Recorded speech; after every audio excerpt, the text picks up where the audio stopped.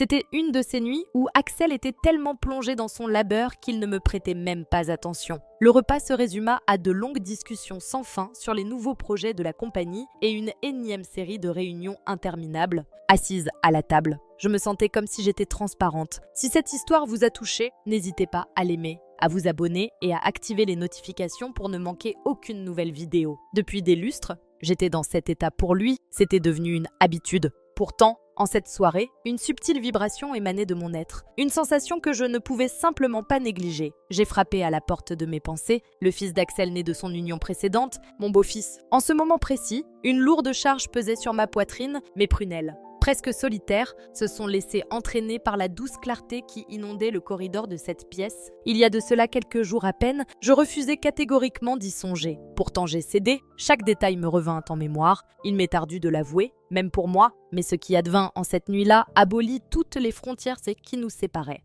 Axel est totalement dans le flou. Évidemment, il est si absorbé par la gestion des tourments de l'adolescence de Shai et par son immersion dans son labeur qu'il ne perçoit pas ce qui se trame juste devant lui. Cependant, Jason insuffle une énergie bien différente au sein de cette demeure. Ses prunelles semblent être les uniques à réellement me percevoir. Une sensation à la fois enivrante et terrifiante. Pour davantage d'anecdotes palpitantes de la vie quotidienne, n'oubliez point de vous souscrire à ma chaîne. Je vous assure que ce récit laissera une empreinte indélébile. Alors n'hésitez pas à liker la vidéo et à la regarder jusqu'au bout. N'oubliez pas d'activer les notifications et de laisser un commentaire. Votre soutien est d'une importance capitale pour moi. La voix monocorde d'Axel résonnait dans le salon. Je resserrai ma prise sur mon verre de vin. À peine attentif à ses paroles, mon regard s'est à nouveau porté vers le couloir, chaque ombre en mouvement. Chaque mince lueur de lumière ravivait ce souvenir en moi. Ce qui advint avec Jason, je suis conscient que mes actes étaient répréhensibles, pourtant je demeure incapable de m'échapper de mes émotions. Un frisson m'a parcouru lorsque Axel a prononcé mon nom. « Laura, es-tu attentive à mes paroles au moins ?»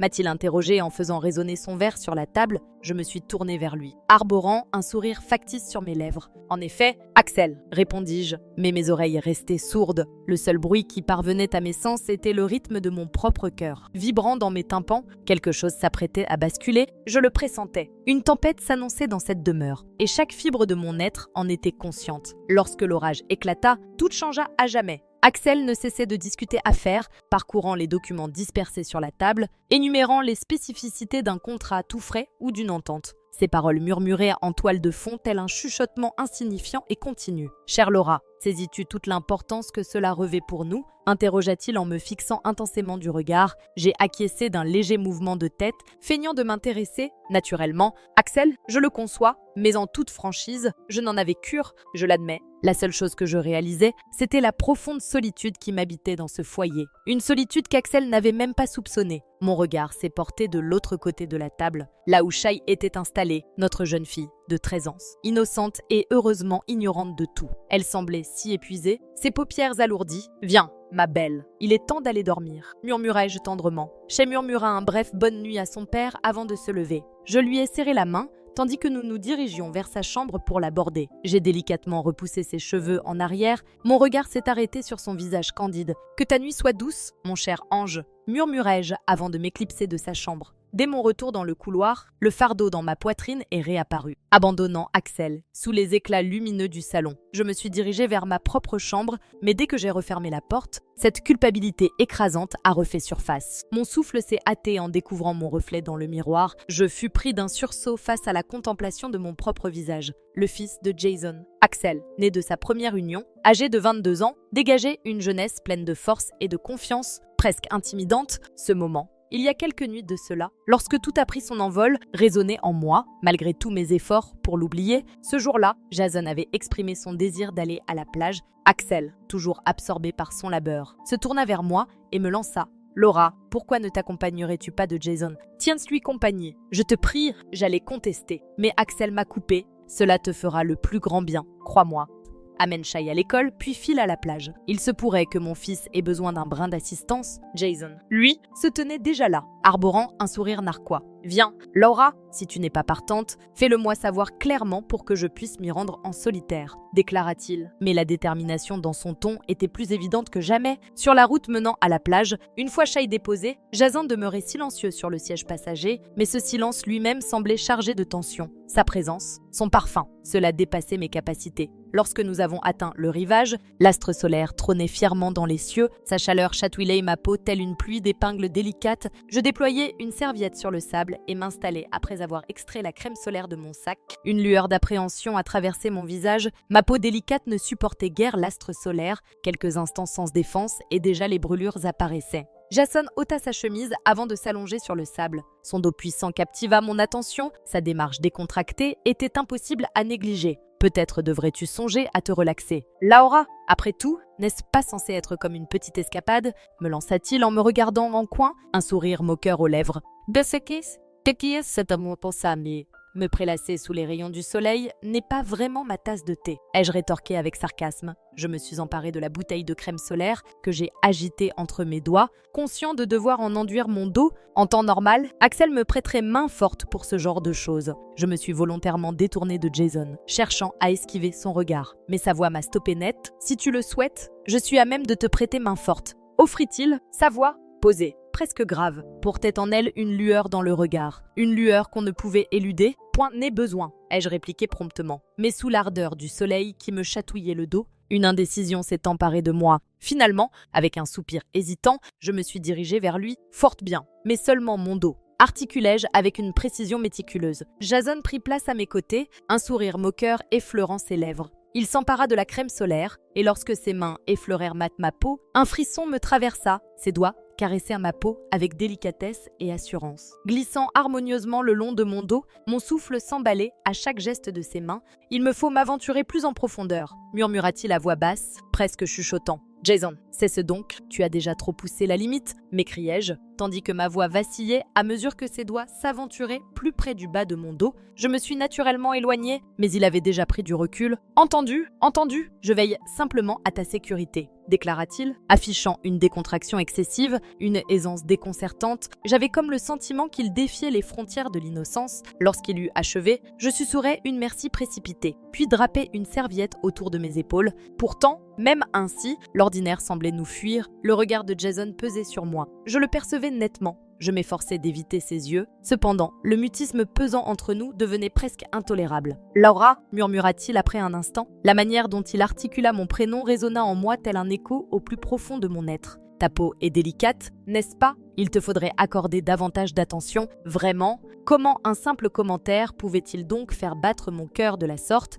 Quelle était cette étrange sensation qui m'envahissait ? Mes prunelles se sont détournées et j'ai esquissé un léger mouvement de tête en silence. Je m'étais imaginé que la journée touchait à sa fin, mais je me fourvoyais. Jamais je n'aurais pu concevoir la persistance de cette ombre en moi, ni deviner où elle me mènerait au final. Le fugace effleurement de Jason sur mon dos résonnait sans cesse dans mon esprit. L'atmosphère chargée de cette époque pesait lourd sur nos épaules, tout comme l'air qui nous enveloppait. Je clos mes paupières, m'emplis les poumons d'une inspiration profonde. Mais en mon sein, une agitation sourde se fait sentir, comme si j'avais enfoui quelque chose en mon être, et désormais cela cherche à remonter à la surface. En cette nuit-là, j'étais si exténuée que le sommeil m'a happé prestement tel un narcotique. Pourtant cette connexion, cette lueur de tout à l'heure, persistait dans mon esprit, juste à l'évocation. Cela me ramenait instantanément à cette émotion une fois de plus. Le lendemain matin, tandis que je m'affairais à préparer le premier repas de la journée, l'atmosphère de la demeure paraissait ordinaire, pourtant une sensation d'inquiétude planait. Comme si quelque chose nous échappait, Axel s'affairait au bureau tandis que Shai se prélassait dans sa chambre. Le seul instant de quiétude que j'ai connu fut le silence de la demeure. Cependant, même dans cette tranquillité, la tension de la veille est réapparue. Lorsque Jason m'est venu à l'esprit,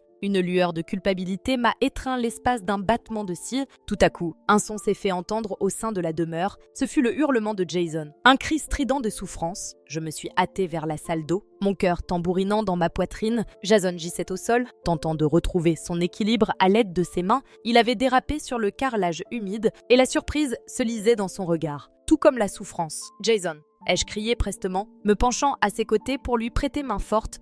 Quelle est donc cette chose qui s'est produite ? Je me porte bien, juste mon pied. Il a glissé, répondit-il, sa voix légèrement tremblante. Il souffrait manifestement. Je lui ai donné un coup de main pour se remettre sur pied et je les ai conduits jusqu'à sa chambre. Je l'ai disposé délicatement sur le lit, puis j'ai doucement reposé sa tête sur l'oreiller. Jason me fixa sans jamais cligner des paupières. « Te portes-tu réellement bien ?» interrogeai-je, ma préoccupation palpable dans mes intonations, tandis qu'il s'efforçait de dissimuler sa souffrance. Un silence pesant s'est installé entre nous. Aucun mot n'a osé briser cette quiétude. Cette étrange émotion en moi a commencé à frémir à nouveau, puis soudainement, nos regards se sont rencontrés et mon cœur s'est emballé. Nous étions si proches que j'entendais la respiration de Jason et je percevais combien il était proche de moi. À cet instant précis, un élément a déplacé cette subtile frontière entre nous, la faisant disparaître. Je me trouvais dans l'incapacité de l'expliquer ni de saisir la raison, mais une transformation indéniable s'était opérée. « Laura » murmura-t-il, mon prénom s'échappant de ses lèvres avec une lourdeur palpable.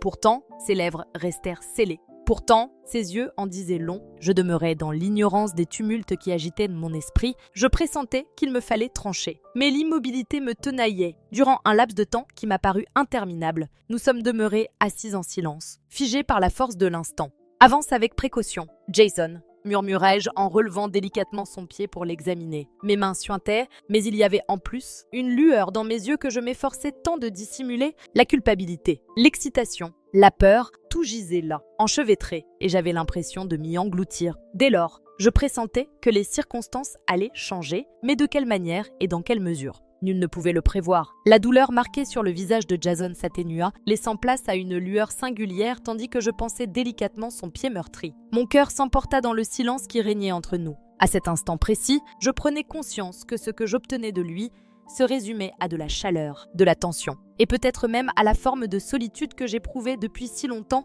Avoir cet être si proche de moi éveilla en mon sein une émotion que je n'avais pas osé laisser éclore jusqu'alors. Pourtant, cette émotion-là, je n'avais jamais osé l'avouer. Jason ferma les paupières, laissant son souffle s'emplir de profondeur. « Laura » murmura-t-il. Pourtant, cette fois, sa voix portait une nuance particulière, une profondeur, une importance nouvelle. Mon regard était rivé sur lui. Il articula alors ces paroles. « Je m'interroge sur les raisons pour lesquelles mon père ne consacre pas de temps à une femme telle que toi. » La voix de Jason résonnait doucement, teintée d'une nuance de mélancolie. « Toi, tu es belle et solitaire. » Il s'approcha si près que nos souffles se mêlaient presque. Pourtant, depuis longtemps déjà, ton être exerce sur moi une irrésistible attraction. Un bref instant, je suis demeurée immobile. Mon cœur tambourinait si intensément que j'avais l'impression qu'il dansait dans ma gorge. Mes prunelles demeurèrent rivées sur lui, empreintes de stupéfaction et d'indécision. Je percevais le tumulte qui régnait en mon sein. Je me suis mise à méditer sur chacune de ses paroles, remuant quelque chose en moi en profondeur. Puis, sans crier gare, Jason s'est incliné et a caressé mes lèvres d'un tendre baiser. Durant quelques instants, le monde a suspendu son vol. Mes émotions se mêlaient en un chaos indistinct. Cette étreinte était enivrante, mais elle était aussi teintée d'un poids de culpabilité écrasant. Mes paupières s'étaient incloses à mon insu et j'ignorais à quel moment j'aurais le courage de les laisser de nouveau s'ouvrir. À cet instant précis, je percevais que tout était en train de se métamorphoser. Le contrôle m'échappait, filant entre mes doigts. Il n'était plus question de faire machine arrière. Je pressentais que cela aurait un coût. Le baiser de Jason m'avait tant bouleversé que, sans même y penser, je lui ai rendu son baiser. Je me trouvais dans l'incapacité de saisir ni le comment, ni le pourquoi. Mais soudain, l'événement se déroulait sous mes yeux, me laissant perplexe. Tout s'est embrouillé. Je me suis mis à me questionner sur les raisons qui m'avaient poussé à laisser cela arriver, pourquoi je n'avais pu me retenir. Mon souffle s'est hâté. Mon cœur tambourinait avec vigueur. Une chaleur s'est diffusée en moi, pourtant accompagnée d'une angoisse profonde et lancinante, surgie de l'ombre. Je me suis éloignée de Jason, j'ai saisi mes vêtements à la hâte, les ai revêtus sans la moindre hésitation, puis je me suis précipitée hors de la pièce pour finir sous la douche. L'eau glacée me piquait la peau, comme si je tentais de me purifier en m'évadant.